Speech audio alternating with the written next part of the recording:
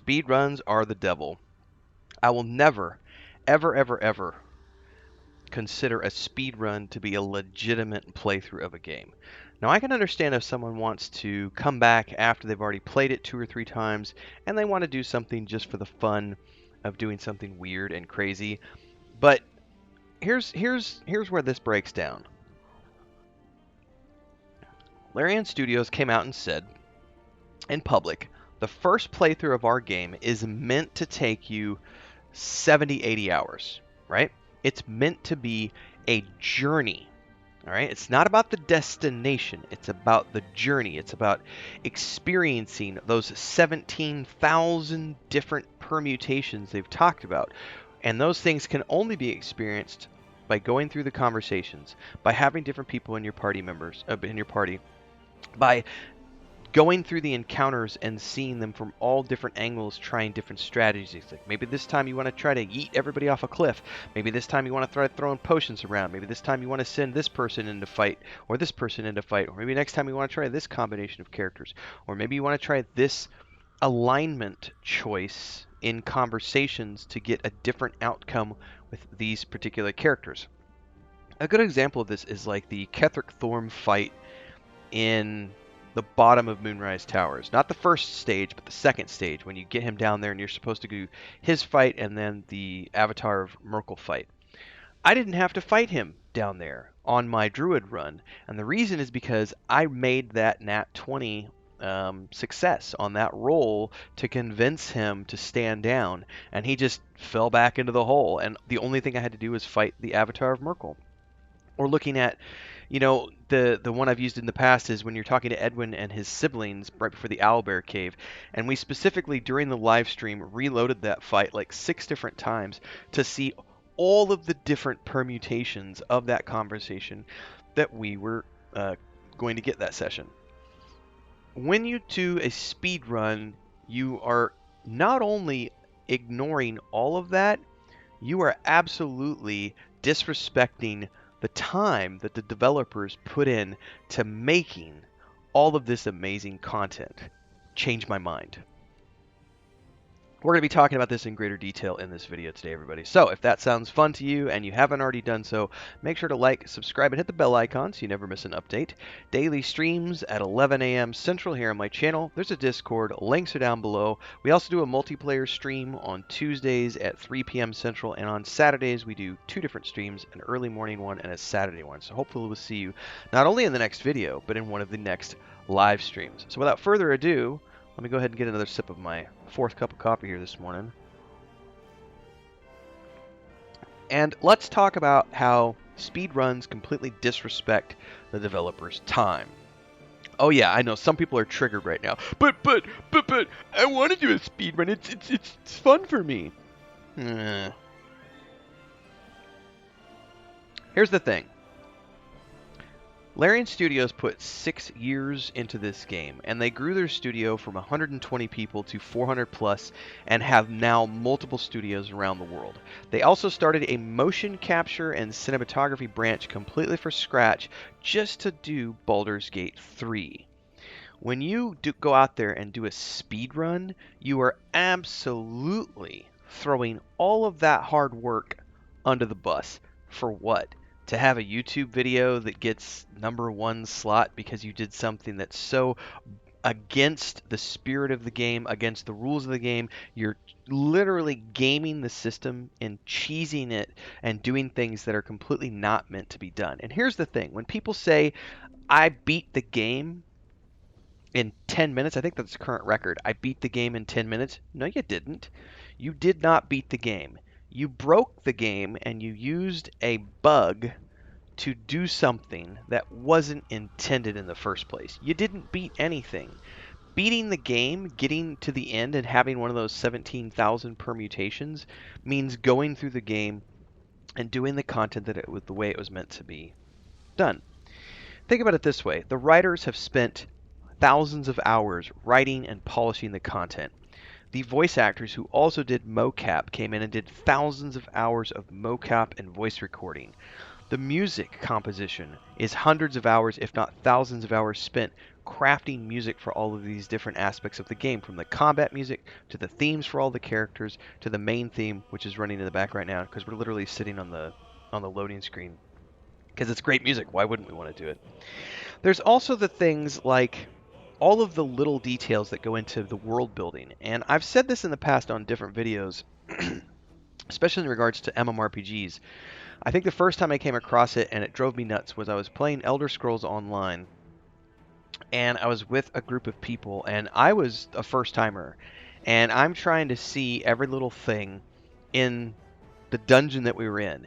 The other party members in my group were focused on one thing only: the compass at the top of their screen and the little waypoint that was pointing them to the quest objective. They didn't give a shit about all of the amazing artwork that was surrounding us. Spider webs in the corner, little books falling on the ground, burnt little things, spider corpse remnants. Going over to a bookshelf, clicking on the bookshelf, finding out that there's 3, 4, 5 different books in that bookshelf, all of which have pages and pages of lore written. And I literally went away from that experience and said, what the hell is wrong with people for just beelining to the next destination? Are they so? And here's the thing. This is a criticism of the modern generation. And it's not so much their fault as it is the fault of other game developers who have programmed people to behave this way. And that is the addiction to dopamine, which is no different than the addiction to cigarettes, the addiction to alcohol, or any of those things for people who have addictive personalities. They need that fix. They need the hit. They're shaking, man. They're like, I gotta get it, man. Give me my speed run. I gotta the objective. I need the loot. That's not how the games are meant to be played. There are thousands, and if you look at the course of over 6 years of development, we're talking tens of thousands of man hours that have gone into developing this title. Whether it's the storyline conversations you're getting with the party members, or the things that you're going to get from just... I think Baldur's Gate 3 in particular has done this in a way that I haven't seen done quite so well, which is when you get to the city itself, and you're walking around, every single character has at least a line or two of dialogue and motion capture for their faces to go along with it. What? And the speedrun people, or the people who rush through the game and never bother talking to all these NPCs, they don't get any of that. As a result, they don't get to see the world the way I see it, which is as a living, breathing thing. Baldur's Gate 3, I think, is the first game I've played since perhaps Red Dead Redemption 2 that really gives me that feeling of being a virtual world that has life going on around it, whether or not I choose to interact with it or not. And the reason is because of all of these things that have come together and all of these hundreds of amazing people who have put the time and effort in to build these things. And if all you're doing is beelining from point A to point B and you're skipping all of that stuff, you're not actually playing the game. You are simply playing objectives and beelining it from point A to point B because of that mentality of dopamine, dopamine, dopamine, dopamine, dopamine. Now, I've said all that to say this. Is doing a speed run wrong? No, obviously not. I'm just making a video for the purpose of being a little overdramatic and making a point. People are absolutely allowed to do whatever they want and play the game however they want. But I would argue, and will argue, that it is absolutely against the spirit of what Dungeons & Dragons is, and it's against the spirit of what Baldur's Gate 3 was designed to be, which is a massive game with between 70, 80 hours of base gameplay and up to a couple hundred hours if you're doing a completionist run. Now, outside of that, you can look at, say, the original Baldur's Gate 1 and original Baldur's Gate 2. Baldur's Gate 1, between, I would say, conservatively between like 40 to 50 hours to 100 hours of content. Baldur's Gate 2 was 60 to 80 to 300. Like, Baldur's Gate 2 is still, I think, bigger than Baldur's Gate 3. However, I wholeheartedly believe that Baldur's Gate 3 is a better game than Baldur's Gate 2. It definitely has taken that position, which is the first game. Baldur's Gate 3 is the first game since Baldur's Gate 2 to take my #1 position as the best CRPG I have ever played. It's the first game that knocked Baldur's Gate 2 off the perch. And the reason is because of the totality of what the game has provided me with, which is hundreds of hours of entertainment. Because I've played 3 years of early access, I'm just a few weeks in, I'm playing multiple playthroughs. I will be playing this game for years to come. And I will absolutely be creating tons of content around this game because it's that much fun to me. Speedruns, right? They just don't fall into my category of fun because I do think it absolutely disrespects the spirit of what has been developed and created. I know as a writer, as an author, I don't want someone skim reading my books because in some cases, I have put 2 to 3 years of my time into writing and editing and revising those things.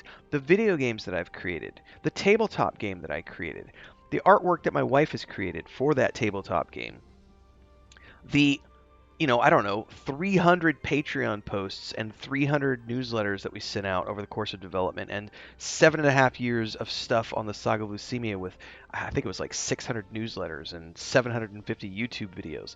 Like the idea that someone out there just wants to not consume any of that and just ignore it because they want to go from point A to point B in 10 minutes is absolutely against the spirit of what I want people to consume. I want people to see I didn't write that line of dialogue for it to be bypassed, completely.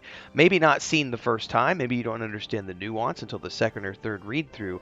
But a game like Baldur's Gate 3 is meant to be played and replayed and replayed and replayed, each time soaking it all in. It is the journey, not the destination. Change my mind. If you liked what you heard here today, don't forget to like, subscribe, and hit the bell icon, everybody. Daily streams at 11 a.m. And we do way more than just Baldur's Gate 3, so check out all the other playlists, join the Discord, support if you can with memberships. There's cool stuff like private member videos, member-only chat, some other stuff. And we'll see you next time, everyone. Until then, safe gaming, and take your time.